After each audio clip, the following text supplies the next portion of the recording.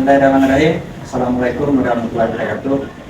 Kami dari kelompok PPT pada Pejantan Tangguh BM 222 di SMP Negeri 1 Pembelahan akan merefleksikan kegiatan pelatihan kami selama 3 bulan ini. Yang pertama, pembelajaran yang berkesan dari pelatihan ini adalah bagaimana kami mengembangkan pengembangan diri kami untuk dapat menuju ke arah yang lebih baik lagi.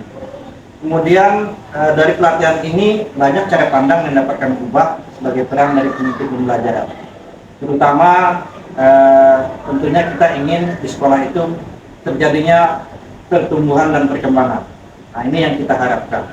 Kemudian nilai dan prinsip pembinaan yang kita semakin yakini saat ini adalah bagaimana seorang pemimpin ini menjadi manajerial di sekolah, tentunya menjadi ujung tombak untuk dalam kegiatan pelaksananya program sekolah. Kemudian dalam mengintegrasikan pengetahuan, tentunya kita harus berbagi dengan guru, terutama berbagi dalam komunitas belajar atau kombel.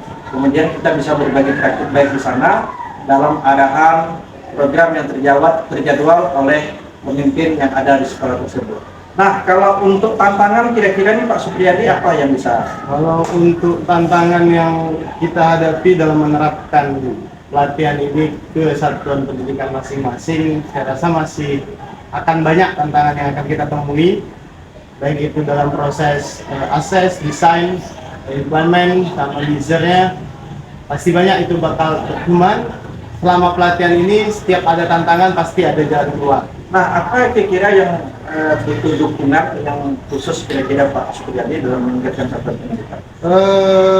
Jadi dukungan khususnya tadi untuk meningkatkan mutu satuan pendidikan ini pelatihan ini saya yakin bisa meningkatkan mutu pendidikan di satuan pendidikan yang ada kita pilih. Oke, sip Pak Heri Supriyadi, kira-kira kontribusi yang dapat kita berikan nih dalam kepada rekan sejawat setelah mengikuti pelatihan gimana? Kita ini sebagai pimpinan di unit kerja, setidaknya kita dapat menyiapkan beberapa fasilitas untuk mendukung sebuah pembelajaran yang sudah bermakna di situ.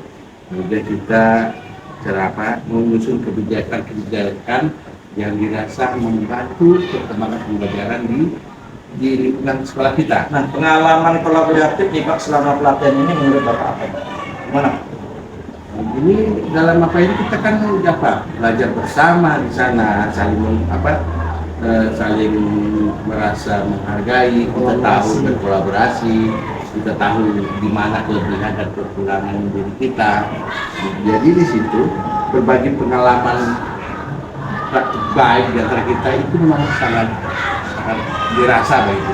Oke, Pak Muhammad nih, minta pendapatnya Pak Muhammad, perubahan yang kira-kira ingin kita lakukan setelah kita mengikuti pelatihan dalam tahap seminggu, sebulan, dan 3 bulan ke depan gimana nih Pak? Menurut pandangan saya bahwa yang harus kita lakukan adalah menghimpun atau merangkul pembelajaran dulu di dalam satu hari itu. Setelah itu baru kita akan melakukan diskusi, persiapannya, dan juga salah satunya adalah kita pertemukan kombel dengan mempersiapkan RPT masing-masing kelas sendiri. Kemudian 1 bulan ke depan itu harus ada proyeknya. Jadi kita harus berkolaborasi dengan sekolah, guru maupun dengan siswa. Oke, mantap. Jadi kalau kita lihat bagaimana perkembangan pelatihan kita selama 3 bulan ini, yang pertama kita harus berkolaborasi sama teman sejawat. Yang kedua kita harus saling mendukung, terutama pimpinan sebagai leadership.